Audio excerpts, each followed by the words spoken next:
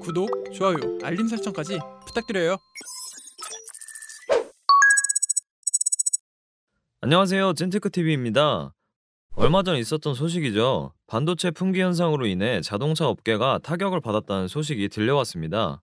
말 그대로 반도체가 부족해서 생긴 현상인데요. 생산 공정별로 대표 기업을 간단히 말씀드리면 설계와 생산을 한꺼번에 수행하는 종합 반도체 기업은 인텔과 삼성전자, 설계만 수행하는 기업은 퀄컴, 생산만 수행하는 기업은 TSMC와 글로벌 파운드리가 대표적입니다. 다만 최근 종합 반도체 기업들은 설계의 역량을 더 집중하면서 생산에는 힘을 빼는 경향이 생겨났는데, 이런 기업들은 팹라이트로 분류하기도 합니다. 최근 인텔이 대표적인 예입니다. 그동안 파운드리 업계는 경쟁이 치열했으나 최근 들어 그 상황이 더 부각되고 있습니다. 이는 앞서 말씀드렸던 반도체 품귀 현상과 아주 밀접한 관련이 있습니다. 그동안 미세 공정 경쟁은 파운드리에서는 TSMC와 삼성전자, IDM에서는 그동안 뒤처졌던 인텔이 다시 재기를 위해 힘쓰는 상황이었으나, 지난 7월을 기점으로 이러한 상황이 변하기 시작했습니다. 바로 인텔에서 자사 제품을 위탁 생산 맡길 수도 있다는 소식이 나왔기 때문입니다. 그리고 이 이슈는 단발성 이슈로 끝난 것이 아니라 지속적으로 시장에 노출되며 투자자들의 관심이 지속되었습니다.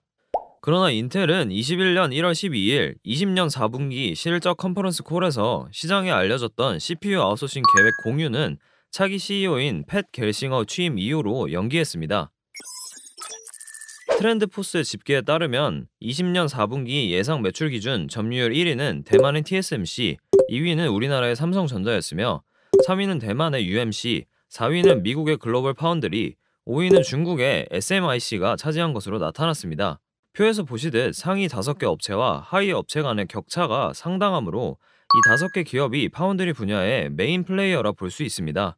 일반적으로 파운드리 기업은 외부 고객사의 주문을 받아 생산하는 기업입니다. 하지만 IDM인 인텔도 눈여겨볼 필요는 있는데, 인텔은 외부 고객사의 생산을 담당하지 않지만 최근 7나노 미세공정의 개발 지연으로 인해 자사 제품의 외주 생산을 맡길 가능성이 대두되었기 때문입니다. 그리고 그 유력한 업체로 대만의 TSMC와 우리나라의 삼성전자가 점쳐지고 있는 상황이죠. 그렇다면 왜 TSMC와 삼성전자가 대두된 것일까요? 이에 대한 답을 하기 전 미세공정에 대해 간단히 짚고 넘어갈 필요가 있습니다. 간단히 정리하면 미세공정이 발전할수록 반도체 칩 하나의 크기가 그만큼 작아진다는 의미입니다. 반도체의 미세화가 중요한 이유는 미세화가 될수록 흔히 이야기하는 전성비가 높아지고 같은 크기의 웨이퍼로 더 많은 반도체를 생산하여 더 높은 생산성을 달성할 수 있기 때문입니다. 미세공정을 나타내는 척도로 흔히 나노미터를 이야기하는데, 주요 파운드리 업체 중 인텔, 삼성, TSMC, 글로벌 파운드리의 미세공정 로드맵을 살펴볼 필요가 있습니다. 글로벌 파운드리는 2019년 7나노 미세공정을 포기 및 14나노의 고도화를 선언한 상태이며, 인텔의 경우 7나노 개발에 어려움을 겪고 있습니다. 그리고 현재로서 10나노 이하의 미세공정은 TSMC와 삼성전자만이 가능한 상태입니다. 결국 미세공정 경쟁에서 TSMC와 삼성전자가 글로벌 파운드리, UMC, SMIC를 제치고 주도권을 잡은 상황이며, 인텔은 미세공정 경쟁에서 재차 선두권으로 복귀하기 위한 상황으로 정리할 수 있습니다. 이제 삼성전자 파운드리와 TSMC에 대해 좀 더 자세히 살펴보도록 하겠습니다. 2021년 2월 현재 삼성전자와 TSMC 모두 5나노 반도체 양산이 가능한 상태입니다. 2020년 9월 애플은 A14 바이오닉 칩을 발표하였는데, 이는 TSMC의 5나노 공정에서 생산되었고, 삼성은 자사의 5나노 공정에서 생산되는 엑시노스 1080을 발표했습니다.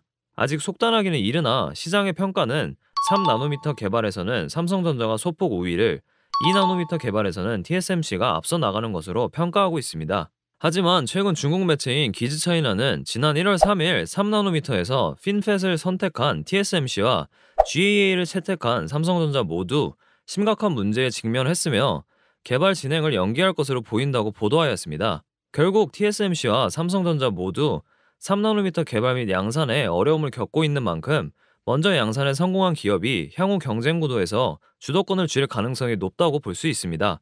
그렇다면 파운드리 업체들이 왜 이리 미세공정 개발에 힘을 쏟는 걸까요? 우선 파운드리 대표 업체인 TSMC의 2020년 공정별 매출 비중을 살펴보면 16나노미터 이하의 선단 공정 매출이 전체 매출액의 58%를 차지하고 있음을 알 수 있습니다. 위 비중을 보시면 현재 TSMC와 경쟁 구도인 삼성전자 파운드리의 사업부 역시 크게 다르지 않습니다.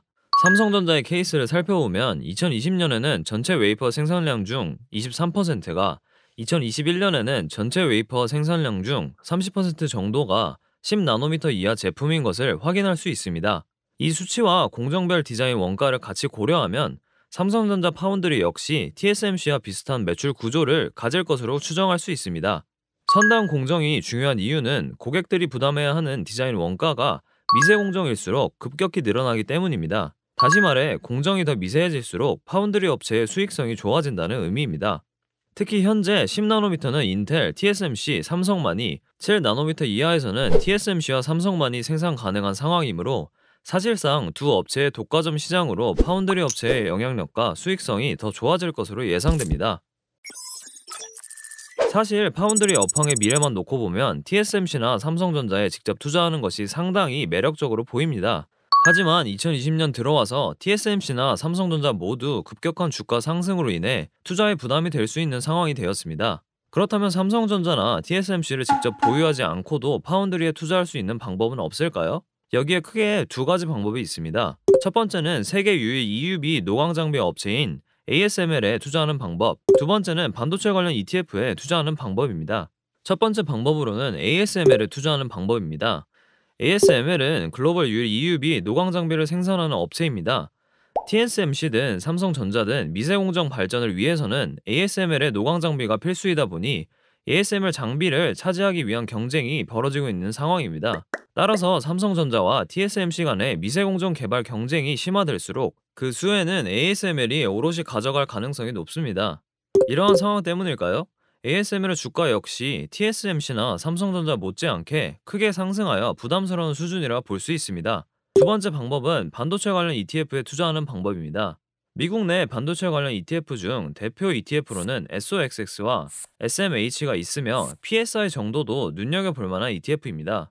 이 외에도 필라델피아 반도체 지수의 일간 움직임을 3배로 추종하는 SOXL도 있습니다. SOXX의 경우 탑 10 중 메모리 반도체 1개, 비메모리 6개, 파운드리 1개, 장비 2개 업체로 구성되어 반도체 업종에 대한 전반적인 투자가 가능하며 SMH는 TSMC와 ASML 2개 종목의 비중이 20%에 육박하면서 파운드리에 더 집중하고 싶은 투자자에게 유리하다는 점이 특징입니다. PSI의 경우 탑 10 중 인텔과 TSMC는 없지만 대체로 팹리스와 장비 업체가 고르게 포진되어 있습니다. 마지막으로 레버리지 ETF인 SOXL은 TSMC를 보유하고 있지 않다는 점이 특징입니다. 마지막으로 ETF.com에 기재된 미국의 주요 반도체 ETF 4개의 특징을 간단히 설명하고 해당 ETF의 최근 주가 흐름을 살펴보도록 하겠습니다. 우선 주요 특징입니다. 각 ETF들의 최근 주가 흐름입니다. 2020년 3월 이후 반도체 섹터가 전반적으로 강세를 보이면서 각 ETF의 주가 역시 크게 상승한 모습입니다. 마지막으로 레피니티브에서 발표한 2020년 주요 반도체 ETF들의 수익률 추이입니다. 3배 레버리지 ETF인 SOXL만 다른 ETF와는 다른 흐름을 보여주는 것을 제외하면 나머지 ETF들은 대체로 비슷한 움직임을 보였습니다. 마지막으로 각각의 시나리오에 따른 투자 대상을 정리하면서 마무리를 하도록 하겠습니다. 지금까지 찐테크TV였습니다. 여러분의 성공 투자를 응원합니다. 구독, 좋아요, 알림 설정까지 부탁드려요.